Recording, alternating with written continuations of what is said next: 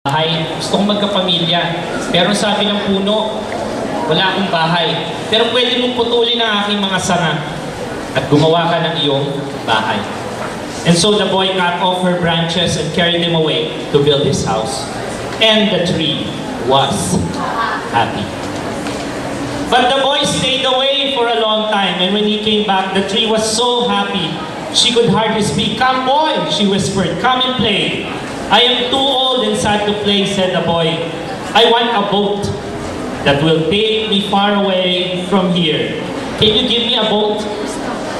"Cut down my trunk and make a boat," said the tree. "Then you can sail away and be happy." Tapos na siyang humingi ng pera, tapos na siyang humingi ng bahay. Ang gusto niya na ay barko o bangka, boat. Pero ang sabi ng puno, wala akong boat, pero pwede mo akong putulin. Putulin mo ang trunk ko, then make a boat, then you will be happy. And so the boy cut down her trunk and made a boat and sailed away. And the tree was happy. But not really. And after a long time, the boy came back again. "I'm sorry, boy," said the tree, "but I have nothing left. I have nothing left. My apples are gone. My teeth are too weak for apples," said the boy. Ibig sabihin yung bata ay matanda na. Ibig sabihin nun, my teeth are too weak for apples. Siguro, pustiso na yun. "My branches are gone," said the tree. "You cannot swing on them. I am too old to swing on branches," said the boy. "My trunk is gone," said the tree. "You cannot climb.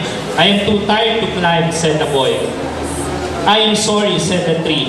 "I wish that I could give you something, but I have nothing left.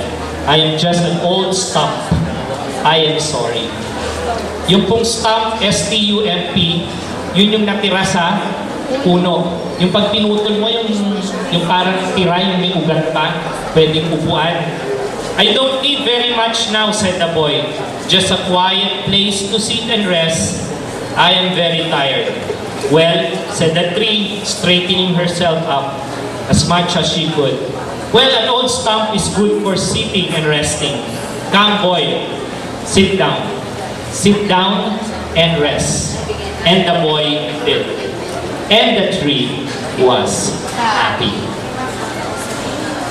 Before I end the story, dear graduates, the story of the Giving Tree is a fitting tribute to the people behind this institution and the people behind you in making this afternoon's event possible. The Giving Tree who nurtured you in the past few years with knowledge and everything for you to learn to be responsible individuals. The Giving Tree of this school are your dear teachers. A warm applause for our dear teachers.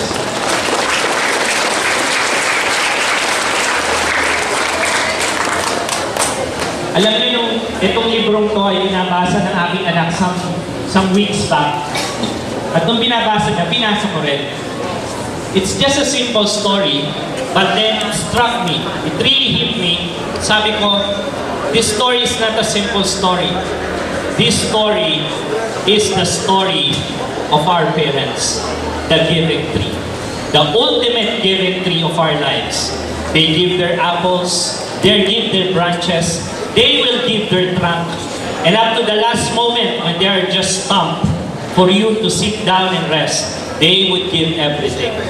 The ultimate Giving Tree, a standing ovation to the dear parents of these graduates. Can we stand and give them a round of applause? Palakpakan natin ang ating mga giving.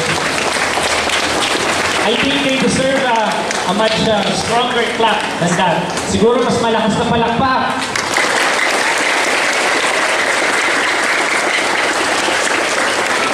Okay, pwede na tayo po. Mga magulang, wala po kayong lilimunin doon. Kayo po yung pinapalakpakan. Dahil kayo po yung Giving Tree. Nalilimon sila dahil doon eh. Wala pong puno ron. Wala nang upo na mga anak.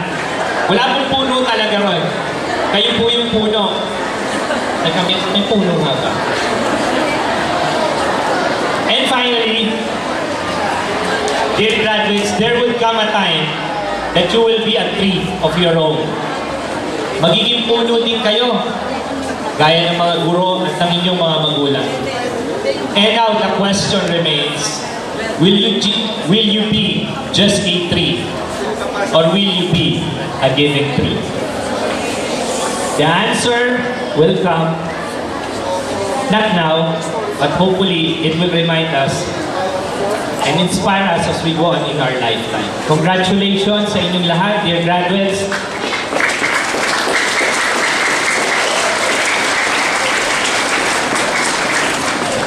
And I know the giving tree is not over. Siguro na ibigay nyo na yung mga apples nyo, but then not get the branches and the trunk. But I know this afternoon, the giving tree at the back, and the giving tree right here on my left and in my right is very happy. The end. Congratulations. Ipinahati ninyo sa aming mga nagsipagtapos, naway maging gabay nila ang magagandang mensaheng kanilang narinig. Ngayon naman po ay inaanyayahan ko ang lahat na tumayo para sa himig ng Valenzuela sa pagkumpas ni Ginoong Edgardo A. Manalo, guro sa ika-6 na baitang.